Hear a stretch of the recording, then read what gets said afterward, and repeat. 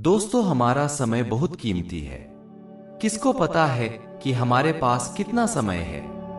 हर दिन हम इस जीवन रूपी खूबसूरत उपहार को प्राप्त करते हैं। अपने प्रति हमारी सबसे बड़ी जिम्मेदारी यह है कि हम हर एक क्षण को जितना हो सके उतना बढ़िया तरीके से जिए।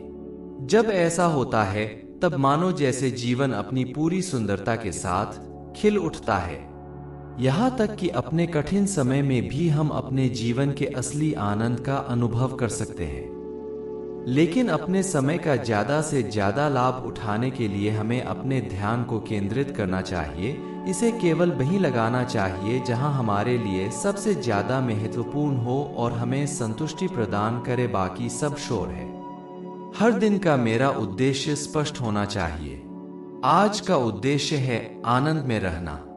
आज का उद्देश्य है दयालुता, संतुष्टि और प्रेम में रहना।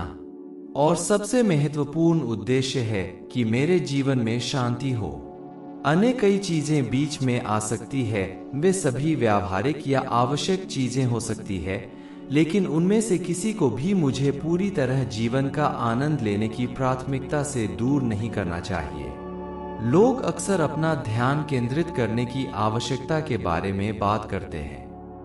मेरा सुझाव यह है कि हम सबसे स्पष्ट तरीके से तब देखते हैं जब हम अपने अंदर से मजबूत होते हैं तथा अंदर और बाहर दोनों को देख रहे होते हैं। हमारी दुनिया में आनंद लेने के लिए अद्भुत अवसर मौजूद हैं, लेकिन अगर हम केवल जो बाहर हो रहा है उसी को देखते रहें और हमारे भीतर क्या हो रहा है उससे संपर्क खो दें तो हम अपना सही नजरिया खो देते हैं और असंतुलित महसूस करना शुरू करते हैं। जब मैं हमारे भीतर कहता हूं तो मैं उस सबसे गहरे हिस्से की बात करता हूं जो हमारे अंदर है।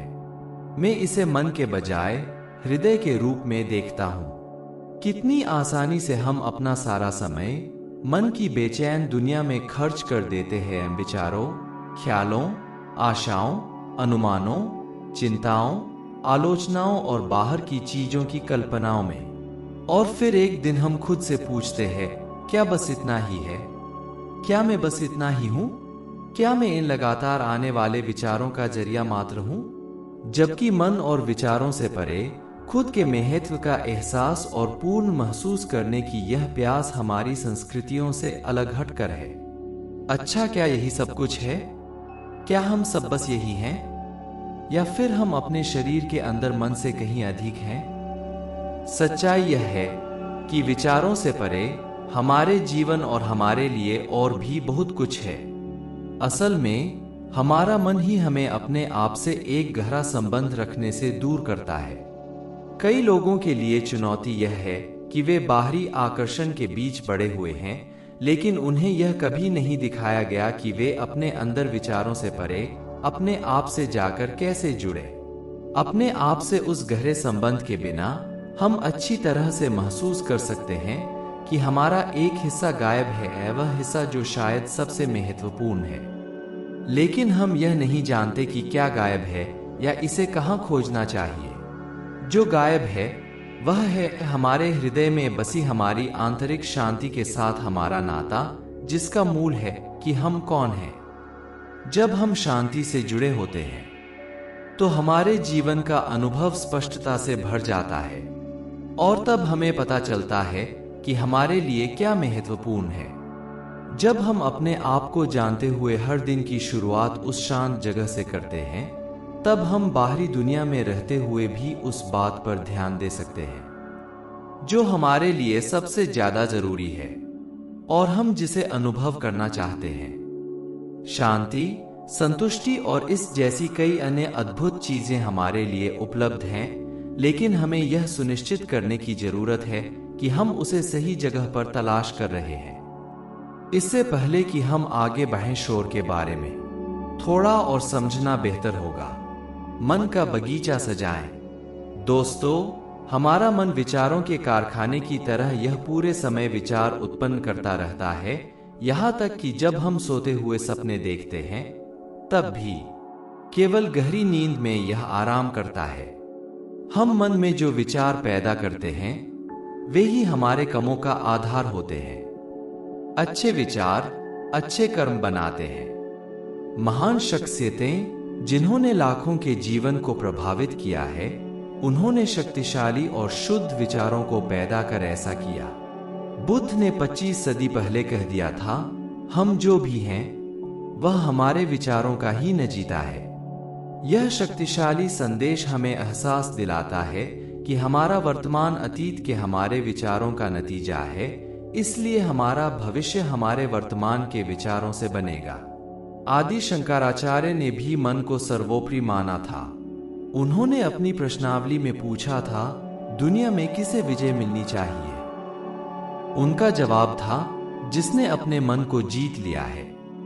हमें मन की स्थिति से ही खुशी और तनाव दोनों महसूस होते हैं। सकारात्मक विचार मन और आत्मा के लिए अच्छे हैं और इनसे तुरंत आनंद महसूस होता है। उदाहरण के लिए उदारता, त्याग, निस्वार्थ भाव आदि के विचार से हमें अच्छा लगता है। सकारात्मक रवैया आमतौर पर जीवन में उच्च सफलता से भी जुड़ा है। इसके विपरीत नकारात्मक विचार से बुरा महसूस होता है, जिससे लोग बुरे कर्म या स्वार्थी व्यवहार करने लगते हैं। लगातार आने वाले विचार अंततः हमारे अंतर्मन या अवचेतन में गहराई से बस जाते हैं, जो हमारे जीवन की दिशा तय करते हैं। जब हम हर चीज का विश्लेषण स्वार्थपूर्ण इच्छा के नजरिए से करते हैं और जब चीजें उम्मीद के मुताबिक नहीं होती, तो हमारा अहम नकारात्मक विचार पैदा करता है।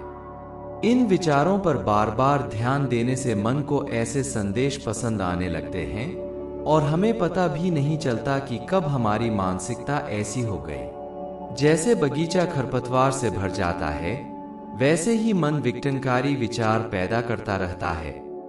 दुर्भाग्य से नकारात्मक विचार अकल्पनीय नुकसान पहुंचाते हैं।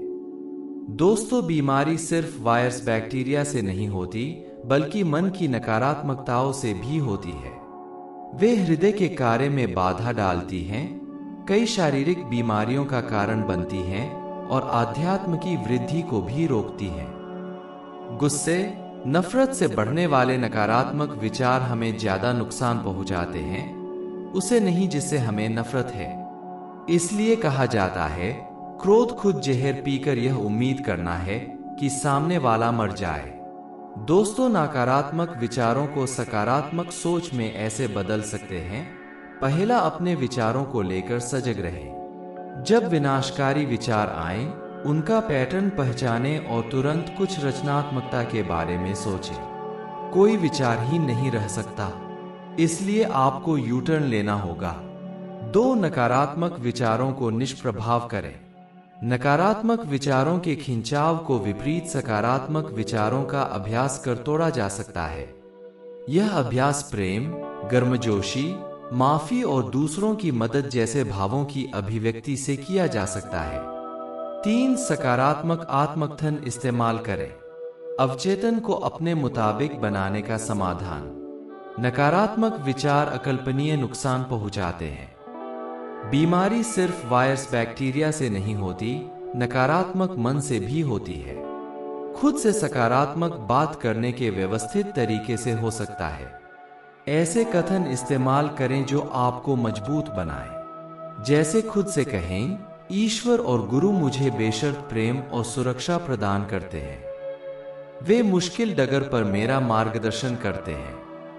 मैं उनकी दिव्य सीख को अपनाने के लिए खुद को प्रेरित करूंगा। अगर ध्यान से देखेंगे तो ईश्वर हमारी अंदरूनी खामियों से रूबरू कराने के लिए जीवन के अनुभव तैयार करता है, जिससे हमें आंतरिक वृद्धि का अवसर मिलता है। 4, आध्यात्मिक मदद लें। ऊपर दी गई सभी रणनीतियां आसान हो जाएंगी अगर हम मन को ईश्वर पर केंद्रित करें। भक्तिभाव धीरे धीरे मन का शुद्धिकरण करेगा। शुद्ध मन में नकारात्मकता कम होगी। 5, अपने जैसी सोच वाले भक्तों संग सत्संग करें। कुसंग से बचें। खुद को सकारात्मक लोगों से घेरे रखें। भगवत गीता में भगवान कृष्ण कहते हैं, जिन्होंने मन पर विजय हासिल कर ली, वह उनका दोस्त बन जाता है। जो ऐसा नहीं कर पाए, मन उनके लिए दुश्मन है। इसलिए सचेतन होकर अपने मन के बगीचे की खरपतवार हटाएं और उसमें सुंदर सुंदर फूल लगाएं।